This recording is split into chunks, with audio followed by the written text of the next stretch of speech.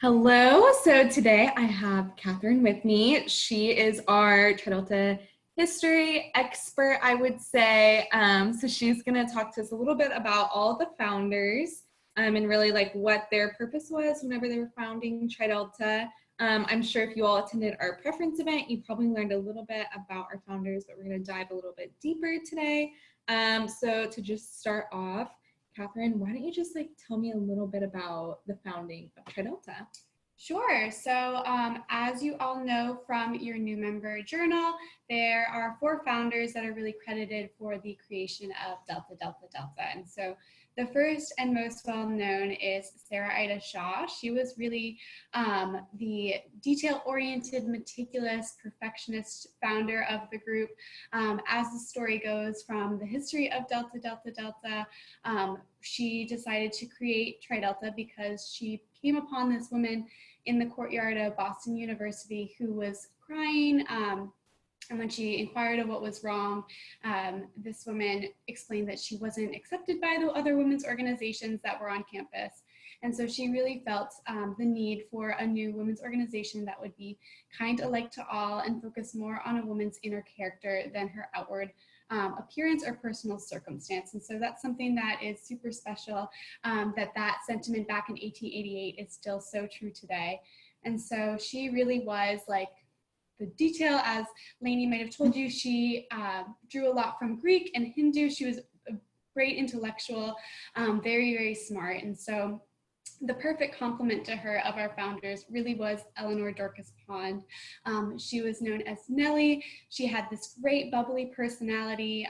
She was from Medway, Massachusetts, so she commuted in and out to Boston University every day. She was valedictorian of her high school when she graduated in Medway.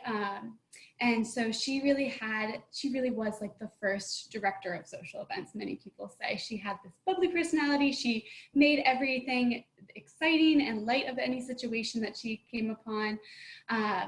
And so, yeah, that's pretty much the two main ones. And then we also have Isabel Morgan Breed. And so Isabel Morgan Breed is one of the most interesting founders. She never joined a women's organization at Boston University because she felt that they were too selective, that they didn't align with her values and her religious beliefs. And so she held off joining one. And then when her friend Eleanor explained to her that Tri Delta was going to be an organization that really valued truth, self-sacrifice, and friendship, she found those relative to her own values, and so she decided that that was the place for her. And she served Tri Delta as grand treasurer for the first 4 years of Tri Delta's creation. And so she really, was more drawn to her moral compass. She was very religious in her ways, and so she really served the chapter in kind of the more meticulous and logical aspects. And then finally, our last founder, Florence Isabel Stewart, she was known as Flora, and her and Eleanor actually commuted together. And so they were great friends. She was salutatorian to Eleanor's respective valedictorian, and so she was also an intellectual. She attended Boston University on a scholarship, and so she was very much drawn to reading and making sure that her academics were in line.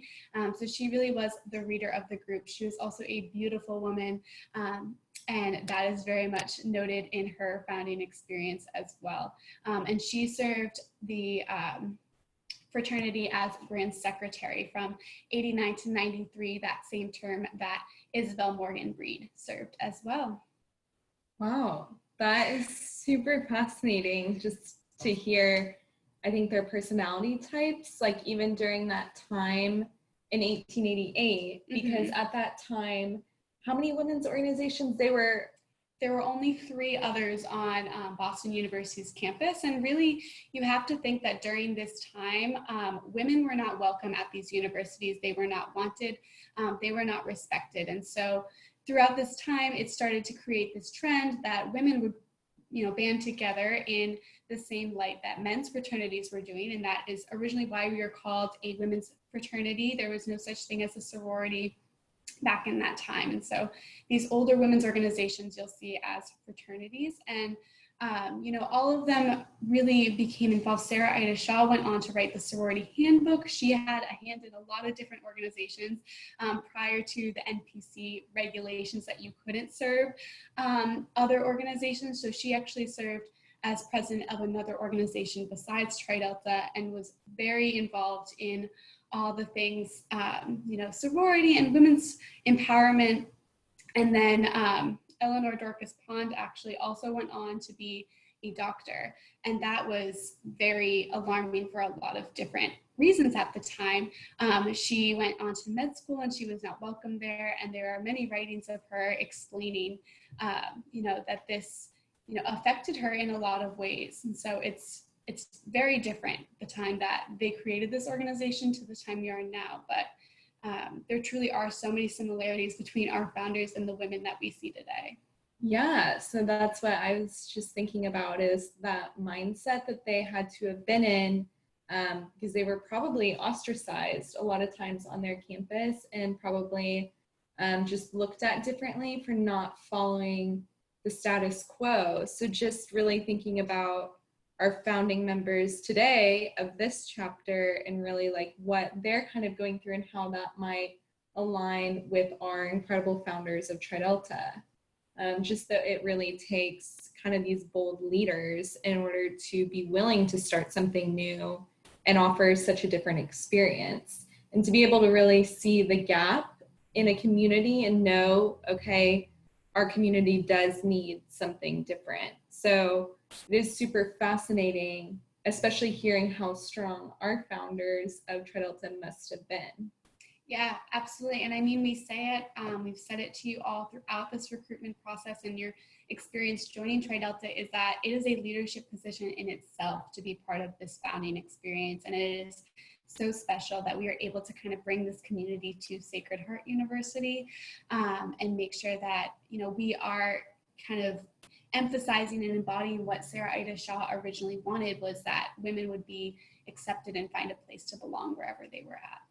Exactly. So yes, well, we're really excited to be here. Thank you, Catherine, for that incredible explanation. I hope you all really enjoyed this, and that you connected to at least one of our founders, or really saw yourself kind of in their shoes. And yeah, we'll discuss this at our next meeting. So thank you.